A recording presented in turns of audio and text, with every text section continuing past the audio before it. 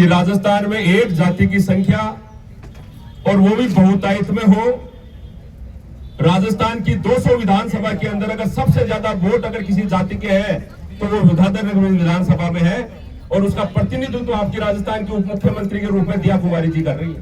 और उसके बाद में भी दुर्भाग्य है कि इस तरीके की घटना आज आपके क्षेत्र में आपसे 100 कदम दूरी पर एक घटना घट रही है, और कमजोरी इस कदर कि न्याय मांगने की बात कर रहे हैं और घर में छुपकर लड़ाई लड़ रहे हैं।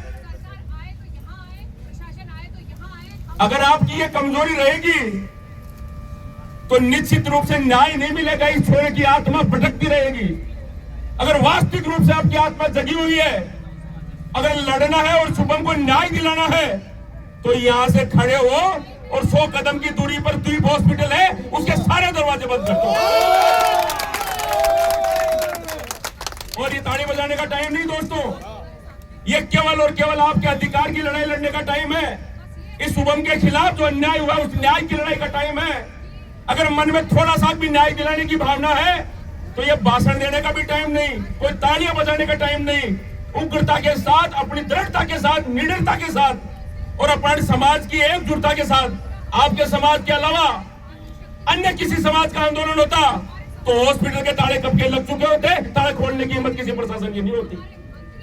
और आप लोग इस तरीके से कमजोर हुए बैठे हो। उस माँ बाप की कदर देखो क्या हो रही होगी बेचारों की, जिनका 24 साल का नौजवान बेटा, कहा तो उसकी तैयारी चल रही थी घोड़ी पे बिठाने की, और देखो उस बाप का दुख कि कैसे उस अर्थी को उसने सारा दिया होगा और कैसे उसका दाह संस्कार हुआ होगा। अपन लोग किस मजबूरी से यहाँ बैठे, न्याय की कोई बात ही नहीं करना चाह रहा। यहाँ मुझे किसी को भी सोशल मीडिया पे नहीं आना, किसी को भी मीडिया में नहीं आना, किसी को भी धरना में नहीं बैठना, और शिव सिंह जी आत्मदाह भी नहीं करना है तो उस डीप हॉस्पिटल के गोली मारने की बात करो, खुद में आत्मदाह करने की बात मत करो। लड़ो ना, लड़ना है तो चलो, लड़ना है तो एक साथ सारे चलो। अगर कायरता के साथ लड़ोगे तो आपकी लड़ाई में कोई आपके साथ नहीं आएगा। यह दुर्भाग्य होगा। यह दीप जैसा हॉस्पिटल में रावण यमराज आए दिन किसी न किसी के साथ कोई ना कोई वारदात करता रहता है, उसके खिलाफ लड़ने के लिए कोई तैयार नहीं। आज तो ये शुभम है, कल आपके किसी बेटे का नंबर आ गया तो क्या होगा, किसी परिजन के आपके नंबर आ गया तो क्या होगा, किसी आपके बेटे का, पोते का, दोते का नंबर आ गया तो क्या होगा। क्या इसी तरीके से चुप के बैठ जाओगे? लड़ना है या घर जाना है? लड़ना है या घर जाना है? यहाँ बैठना है या दीप हॉस्पिटल बैठना है? गिरफ्तारी से डरना है या गिरफ्तारी देनी है? अगर इस तरीके से सोचना है तो मैं तो सुमन के परिजनों को यही कहना चाहता हूँ, भाई साहब को, कि भाई साहब यहाँ न्याय नहीं मिलेगा। ये जोटवाड़ा इतनी देर में तो जोटवाड़ा खुला रहना चाहिए क्या? जोटवाड़ा के रास्ता खुला रहना चाहिए क्या? आ जाएगा जो भी आपकी लड़ाई में आएगा।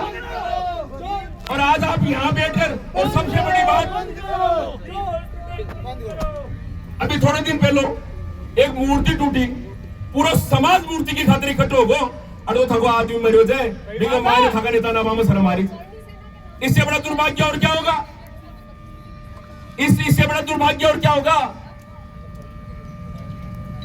छोटे छोटे आंदोलन होते हैं किसी जाति समाज के, लोग पट्टियां तक उखाड़ लेते हैं, और आपको ये हॉस्पिटल की एक ईंट उखाड़ जो आ रही है, जगह थका नीचे दोनों थाना आ रहे हैं तो थका उप मुख्यमंत्री जी के नीचे आ रहे हैं, यहाँ का प्रशासन आ रहा है तो आपके उप मुख्यमंत्री जी के नीचे आ रहा है। आपका बाढ़ कैसे बिगड़ेगा?